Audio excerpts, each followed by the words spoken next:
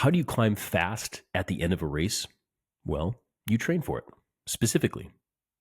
But should you have every single workout be focused on performing late in the game or sprinting on tired legs, or in today's case, a 5K hill climb to the finish? No, you shouldn't. Why? Because you might leave some watts on the table and not go as fast as you could otherwise. Welcome back, Time Crunch fans. I'm your host, Coach Adam Pulford, and today we'll discuss all of those questions and more on this episode of the Time-Crunched Cyclist podcast. So what I'll do is I'll read the original question coming from one of you, our audience members and listeners, and at the end of the podcast, I'll describe how anyone can write in and ask a question if you have a question for me as it pertains to all things endurance training. So here is that original question. My name is Luca, and I'm a 56-year-old Italian competitive amateur cyclist. I train 6 hours a week, 90 minutes on Tuesday, 90 minutes on Thursday, and 3 hours on Saturday. My target race will be August 3rd, and it's a 70K circuit race with a 5K hill climb to the finish. I'm asking you how I could organize the next 11 weeks that precede my targeted race. My current form is decent in the sense that I have participated in some races and managed to arrive to the first group in the sprint without getting any results, but my main difficulty is keeping up with the group's wheels on the climbs. Thanks for the reply, Luca. Yeah, well, thanks for writing in, Luca, and thank you for listening to the show. It's always great to hear from our listeners. So, Luca, because I read this and you wrote in a couple weeks ago, but I kind of put this one to the top because it does have some timestamps to it, and it fits well because many of us are in a race phase right now, recording at the end of May and leading into June, July, and August. So I think this is going to hit, timely for many people. So the answer to your question is, yeah, you definitely want to specifically train for that hill climb late in the race. But to get there, you need to do a lot more. And we'll go over that. But it's about base building aerobic capacity, maximizing FTP, and things like that. So there's also a big durability component to the answer, right? So I'm not going to give you an 11-week training program here, nor did you insinuate or think that I would, but it's a great question. And I think the answer to that question has a lot of applicability to everyone listening here. So to get things started, let's identify the demands of the race. Okay. Like you said, it's 70K.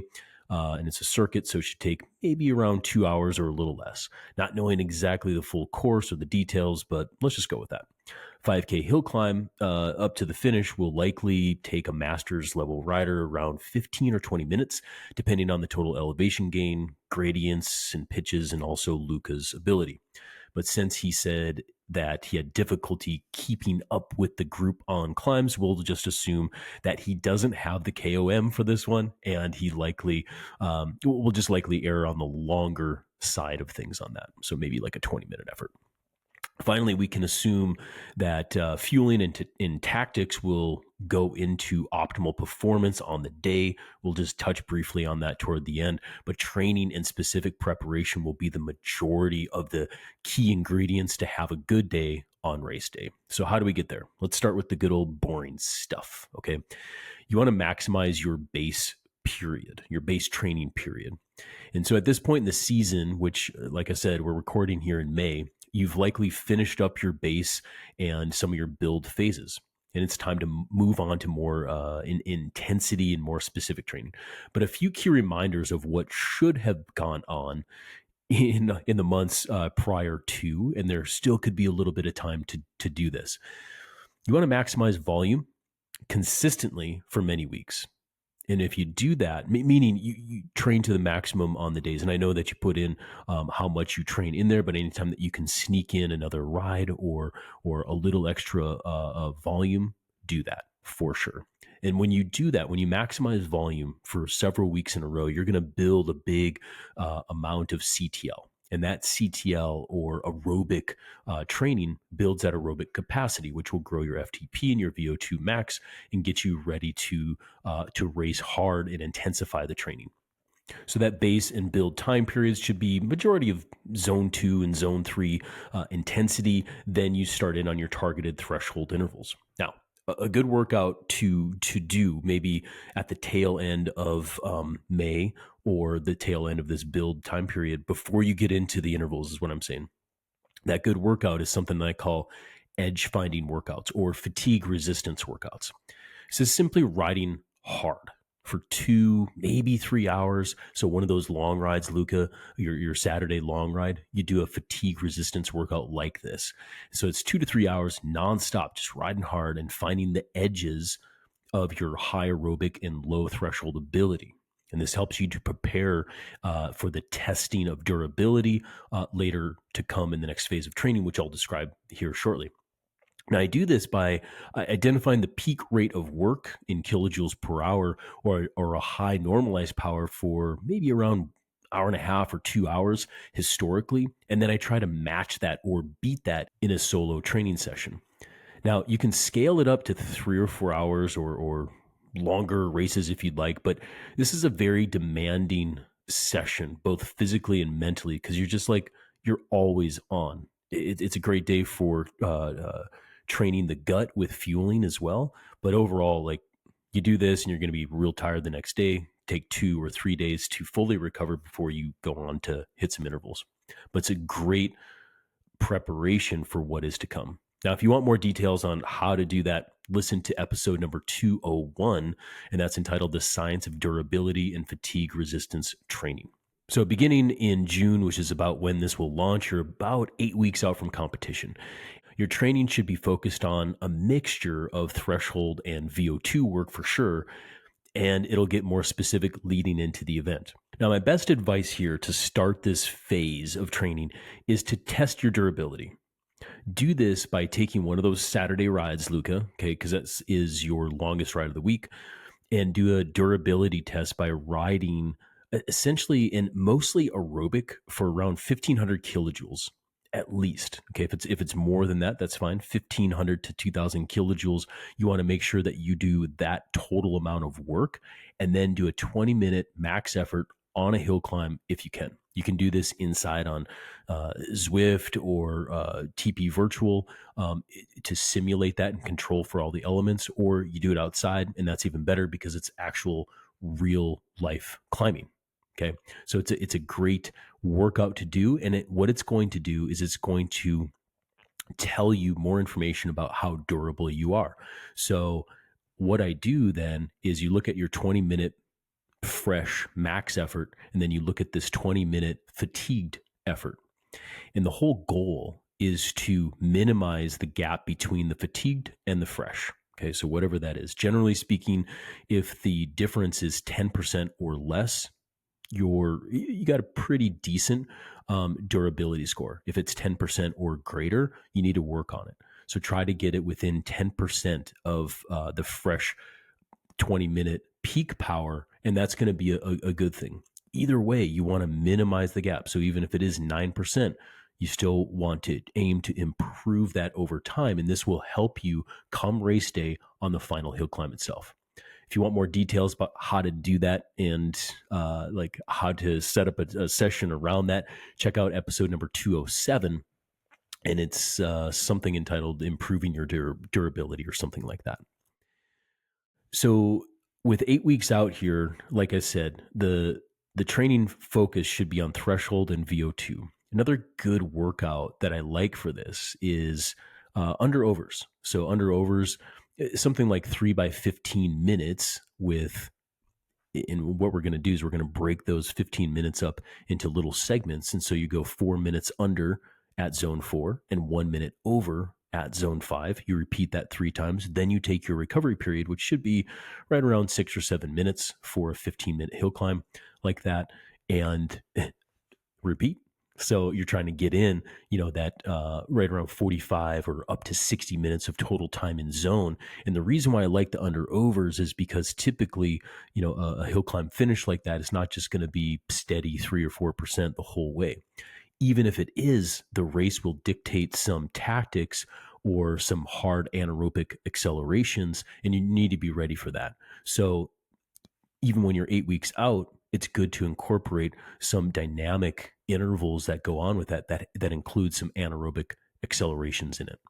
Now, you can do some of those under overs, both in a fresh state and in a fatigue state at the end of long rides and things like this. But you don't want all of the focus to be on just durability. You want to increase your FTP, you want to increase your raw power outputs or your mean max power for pretty much all durations from sprint to 20-minute hill climb during this phase. And if you can intensify your training, you're going to improve your performance. So I like to say train performance first, or take that performance first approach. What I mean by that is when you're doing intervals, and if you want to intensify the training, like we're talking about, you want to do efforts that are 8, 10, 15, 20 minutes in durations, steady, hard, under overs, front loaded. We'll talk about that here more in a minute. But you want to do those when you're most fresh. So what that means is after a good warm up. I've talked about this on a couple other episodes before, but maybe it's 15, 20 minutes of riding with a couple openers, and then you do it. You don't wait until hour 3 to do this. The reason for it is when you hit the intervals when you're fresh, you have more muscle glycogen, you have more energy, you have more mental energy, you have more focus. You're actually going to do more work. You're going to do more power. And when you do more power and you do more work, you're going to get more training effect. And when you get more training effect, and assuming that you rest, you get more adaptation. And this is what we want. More adaptation is going to make you stronger, faster, and more resilient, more durable in the long run.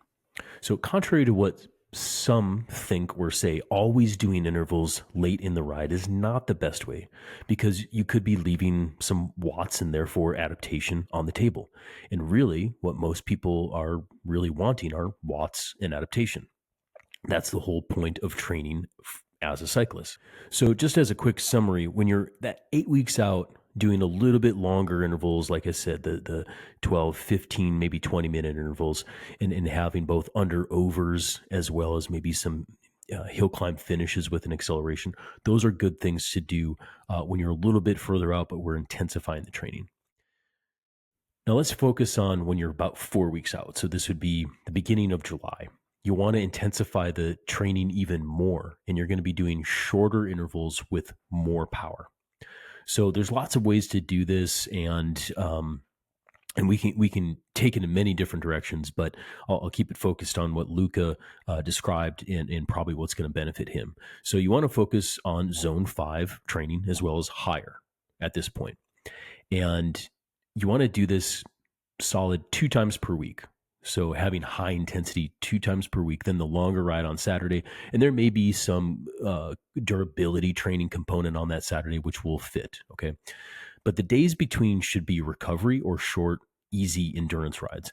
I think it sounds like you're constricted in total time anyway. So that should map out well with you, just taking rest days completely off the bike.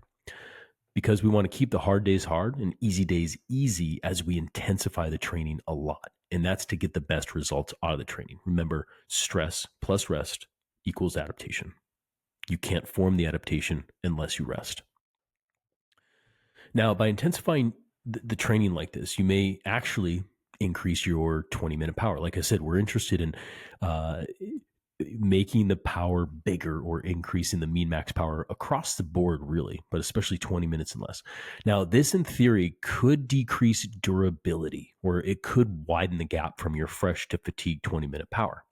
But in my experience in working with athletes, raising your FTP like that kind of raises the ship of all things, including durability, so long as you don't neglect some of the late ride efforts. So keep some of those efforts in on the Saturday long ride toward the end of the ride, and you won't have a problem with maintaining the durability, okay? But having that hill climb late in the race will require some of those big power outputs after 70K of riding, okay? So durability is a big performance determinant of a race like this. So let's get nitty and gritty about the specifics about that. So in these last 3 to 4 weeks, you want to do another session. You want to test your durability again. Okay. Because before, when we were talking, that 8, maybe 10 weeks out, you start that phase with a durability test. Fast forward to the here and now, you should have some response to the training that you're doing. So go test again. Do the same course of right around 1,500 kilojoules of mostly aerobic riding, and then hit a 20-minute max effort at the very end. See if you've made any improvement. Okay. My guess is if you're doing this training, you will.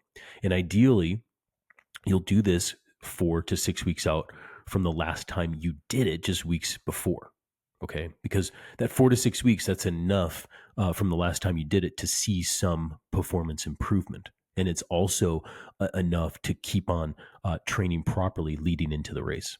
Now, some specific intervals to do in the final 3 to 4 weeks look like this. Front-loaded VO2 max intervals, which I'll get into here in a minute as far as a workout to do that. But anytime I say front loaded when I'm working with an athlete, it's usually going to be 30 or 60 seconds of an anaerobic acceleration to start the interval. And then you settle into, for a VO2 max effort, zone 5, which is about 106 to 121% of FTP. So what you do is you spike up hard, and I just generally say go hard, and then settle into zone 5.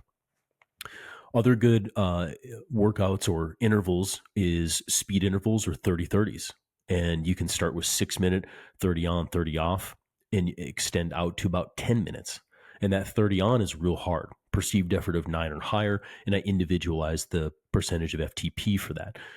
Good place to start is probably 140 to 170% for most people, 30 on, 30 off. And that off is endurance riding. So you're spinning with high cadence on both components, by the way, 90 to 110 for the on portion, and maybe spinning around 90 for the off portion.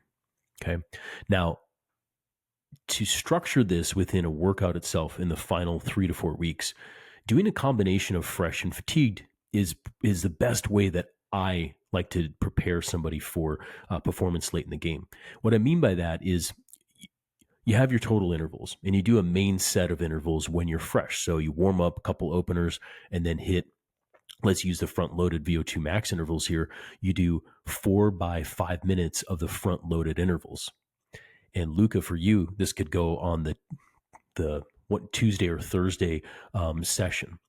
And then you do 4 of them with maybe 4 or 5 minutes recovering between. Then you ride endurance, and then you do your 5th and final interval late in the ride before your final cool down.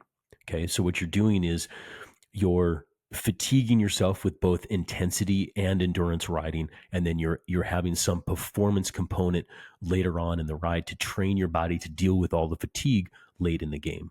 So it's a really good way to kind of combine that. Now, you can do that on Saturdays as well. If you want to move one of these sessions to Saturday, ride even longer. Okay, so take 4 by 5 early on when you're fresh in the ride, get yourself nice and tired, then ride for an hour or more, and then hit the 5th and final effort late in the game. It's going to specify that training of all the things that happen with fatigue, including increased muscle acidity, increase inorganic phosphate molecules, right? You're depleted on glycogen. Mentally, you're kind of over it and you just want to get home, right? All of those things. It's really good to train for during this like 3 to 4 weeks coming into the key phase. Now, finally, I like to give you this advice on actual race preparation. Do a group ride that has a long climb in it, either halfway through or at the end of the ride. Just make sure you don't skip the hill climb itself, right? Or you could make your own hill climb like this. If you're prepping for this and you have a group of people that you ride with on a regular basis, make your own 2.5 hour group ride with the last 15 minute being on a hill effort. Okay. A couple things on tactics that you could do to go for the win on that race day. First of all, don't be first wheel leading into that hill climb, right? Have someone else do the work. And even on a hill climb, kind of depending on it, letting someone else do the pace work. And if there's a headwind, don't be the guy in front. Don't be the person in front. Do as little as it takes to win. That's my general advice to anyone listening here that races bikes. Now, second approach, or kind of a second piece of advice is there's some people like to use a waterfall climb tactic. Now, this works if you're not a great hill climber. Personally, I'm not the biggest fan of it, but it works for riders who maybe they're fit, but they're not the best hill climber. What this means is you go in not first wheel, okay, but you go in maybe your fourth or fifth wheel or top third of the group. And the whole strategy is go in and kind of carry that momentum, but then you kind of trickle down the hill and you let other people pass you as you go, but you're identifying, how many people are passing you and maybe just kind of catch on to a wheel, let them do some work, get some advantage there, get that energy that comes with some people riding next to you, right? But what you're doing is, as opposed to coming in the very last wheel, right, and have people accelerating up and then you have to do a hard search to go get them, what you're doing is you're starting up sooner, trickling down, and ideally carry some momentum with other riders and then attack over the top or attack to the finish. Okay. So again, not my personal favorite, but it is a tactic out there. Finally, if you do all the training, Luca, like we're talking about here, and you have good climbing legs, you have some anaerobic pop, what you need to do is analyze the hill climb, identify the key moments that are going to happen, right? It was, hard pitches or maybe some switchbacks where there's going to be a good place to attack, or some others will attack at that point. You also want to identify the person or people that you need to beat, stick to their wheel, don't let them go, do as little as it takes to win, and then attack right around them and go for the glory at the top, right? Because that's what it takes, and that's what it means. So those are some good tactics just in real life bike racing scenarios on a final hill climb like that. But my last and final piece of advice is a good taper will help. I don't have all the time right now to get into what a good taper is, because that's a whole podcast or maybe even two to go into the details of it. But a proper taper can increase your performance by as much as 6% for most people, and that's more. That's more performance increase than jacking yourself with sodium bicarb or buying some ultra high end climbing wheels to save you 100 grams or something like that. So, a couple key points of what goes into a good taper is we're really looking for freshness here. Okay, and when it comes down to a 1-day race, do this. You want to reduce your volume by up to 50% the week leading in. So it's a pretty drastic reduction of volume. And so in your case, Luca, it's kind of shooting from the hip here. If you're doing around 6 hours of training, you can reduce all the way down to 3 hours of training, but you want to keep the frequency about the same. So keep on riding Tuesday, Thursday, and then you race on Saturday. Keep some intensity in there. So maybe you got some openers, some sprints, and some pops. Maybe you keep some short speed interval efforts in there. And then you also want to focus on maximizing sleep and recovery. Okay. So add more sleep to the mix, more carbohydrates leading into the event. And that polarized training works really good here. So if you just kind of think polarized, keep training, or keep the hard days hard, easy days easy, and probably one hard session the week leading into the race itself, that's going to keep you on track. Finally, a lot of people like to do openers the day before. And I see a lot of tapers go awry when they just go way too hard the day before the race. Reason being is you freshened up, you tapered, you feel great. And so you do your openers or your efforts, or maybe you go recon the hill and you just go way too hard, and that causes too much fatigue going into it. All you need is a short ride and a couple 20 to 30 second openers, and that's all you need for a good day.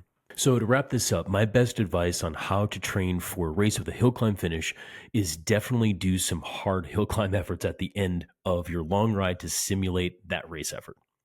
However, to do this best, you need to build your fitness and maximize your volume and your CTL as high as possible before it's time to start hitting the intensity.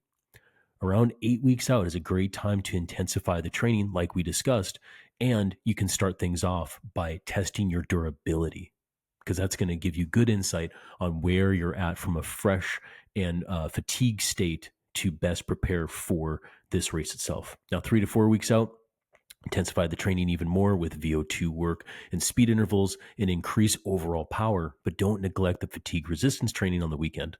Finally, keep a proper taper in the mix, and that'll give you a little boost of performance and have fresh legs come race day.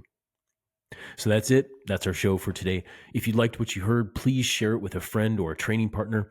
And if you have any questions of your own, ask me by heading over to trainright.com/podcast and click on Ask a Training Question. Those get sent directly to me and my team at CTS, and we'll do our best to answer it on a future episode. Thanks again for listening, and we'll meet back here next week for more actionable training advice.